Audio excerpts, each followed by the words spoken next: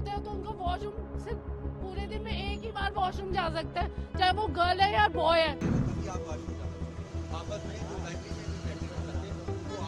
अगर ऐसी कंडीशन में डीपीएस बच्चों को ला रहा है तो इसे स्कूल कहना भी गलत है।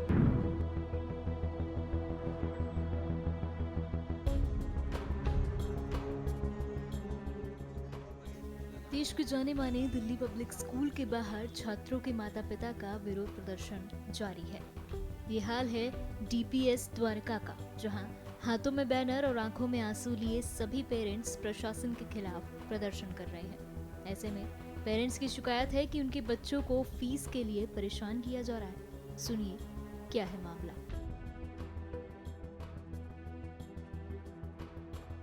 ये 25 दिन से स्कूल हमारे बच्चों को लाइब्रेरी में अरेस्ट कर लेता है, क्लास अटेंड नहीं करने देता, मंडे वीकली एग्जाम्स नहीं देने दे रहा है, 10th की स्पेशल क्लास हुई उनको अटेंड नहीं करने दे रहा है, उनको लाइब्रेरी में अरेस्ट कर देते हैं। उनको अगर वॉशरूम भी जाना है तो स्टाफ के सुपरविजन में ही जा सकता है। लाइब्रेरी में भी बैठ के वो एक दूसरे से बात नहीं कर सकते हैं, उनको एक दूसरे से बात नहीं करने दी जाती है।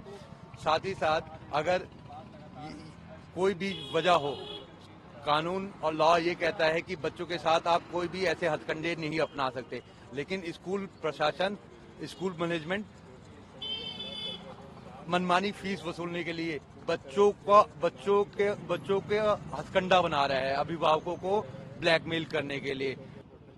मेरा जो पोता है वो घर आता है, वो बड़े अजीब ढंग से स्कूल की हरकतों के बारे में बताता है, और जब उसको ग्रुप में कोई सूचना नहीं मिलती, शेयर नहीं मिलता है, तो वो कहता है वो माँ बाप को दोष देता है, जबकि हमने डी की अप्रूव फीस भर दी है, सब भर दिया है, और उसके बाद लोकतांत्रिक और जो संविधान का हमारा हक है, उस संविधान के हक के अनुसार हमने फीस भर दी है।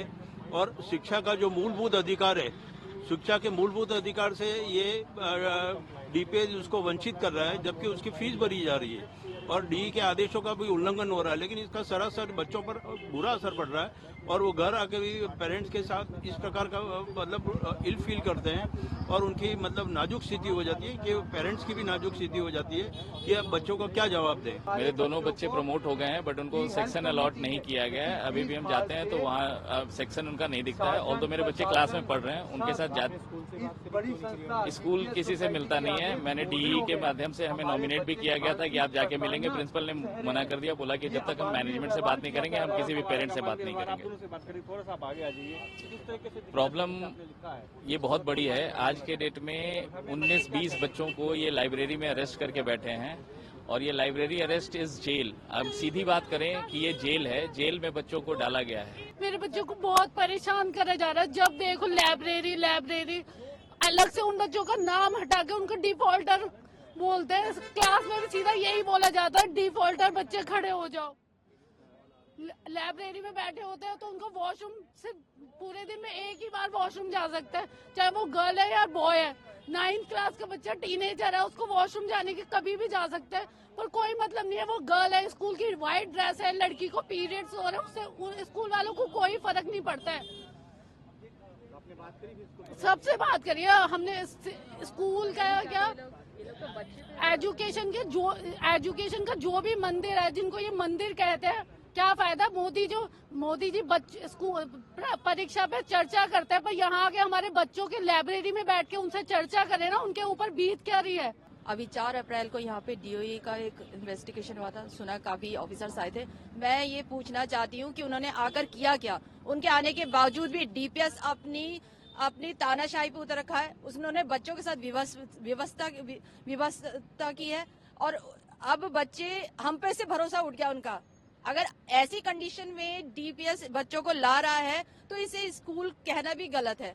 बच्चों के अंदर उन्होंने ऐसा वो भर दिया है कि वो स्कूल आने से कतराते हैं, जबकि हम पूरी फीस पे करें, फ्री में तो नहीं पढ़ा रहे, पूरी फीस पे कर रहे हैं यहाँ पर, फिर उनके साथ ऐसा क्यों किया जा रहा है। दूसरी बात, डीपीएस को अगर बात करनी है तो हमसे आके बात करें। हमारे बच्चे उनके सामने सर उठा के बात नहीं कर पाते हैं। वो लोग उनकी इतनी रेस्पेक्ट करते हैं, इसके बावजूद वो लोग उन्हें लाइब्रेरी में बिठाते हैं।